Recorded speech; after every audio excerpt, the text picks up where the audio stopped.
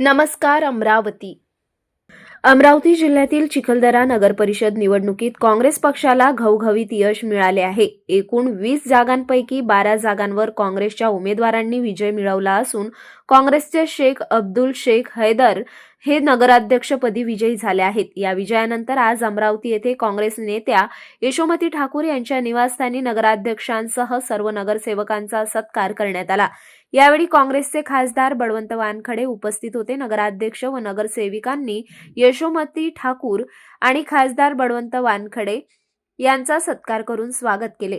सत्कारानंतर यशोमती ठाकूर यांनी प्रसार माध्यमांशी संवाद साधला. यावेळी बोलताना त्यांनी म्हटले की आजही चिखलदऱ्यामध्ये गोंधळ घालण्याचा प्रयत्न केला जात आहे. भाजपने चढाओढीचे राजकारण थांबवले पाहिजे, विकासाच्या राजकारणाला साथ द्यावी आणि आमच्या लोकांना बदनाम करणे बंद करावे. जनतेने काँग्रेसला स्पष्ट कौल दिलेला आहे, अशी प्रतिक्रिया यशोमती ठाकूर यांनी व्यक्त केली. चिखलदरा नगर परिषदमध्ये मोठ्या फोडाफोडीचं राजकारण चाललं, मात्र तरी देखील काँग्रेस पक्ष मोठ्या ठिकाणी या ठिकाणी विजय झाला. काय नेमकी प्रतिक्रिया आहे? हे बघ, मागचं काय झालं काय नाही झालं आम्हाला ह्याच्यावर बोलायचं नाहीये. जो जीता वो सिकंदर. जनतेने आम्हाला सपोर्ट केला, जनतेने आमच्या शब्दावर विश्वास ठेवला, आमच्या लोकांवर विश्वास ठेवला आणि सर्व मंडळी जी निवडून आली, जी नाही निवडून आली ती अगदी थोड्याशा मतांनी पडली. काही लोक 4 मतं 3 मतं 2 मतांनी असे पडलेले आहेत. जनतेचा कौल, जनतेचा आशीर्वाद पंजाला आहे, होता आणि पुढेही राहील. एकंदरीत मध्ये काय परिस्थिती असेल?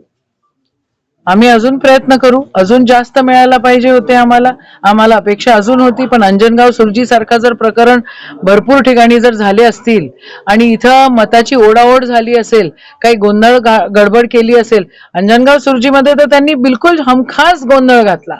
त्यांना गोंधळ खासदारकीमध्ये पण घालायचा होता, पण आम्ही त्या ठिकाणी उपस्थित होतो म्हणून ते नाही घालू शकते. अंजनगावला सुद्धा त्या ठिकाणी त्यांनी गोंधळ पूर्णपणे घातला.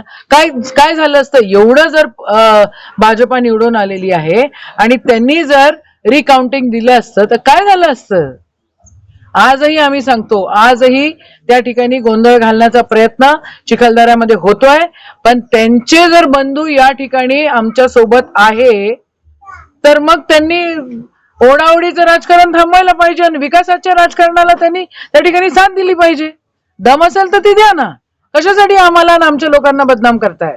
या वक्तव्यामुळे चिखलदरा राजकारणात पुन्हा एकदा राजकीय तापमान वाढल्याचे पाहायला मिळत आहे.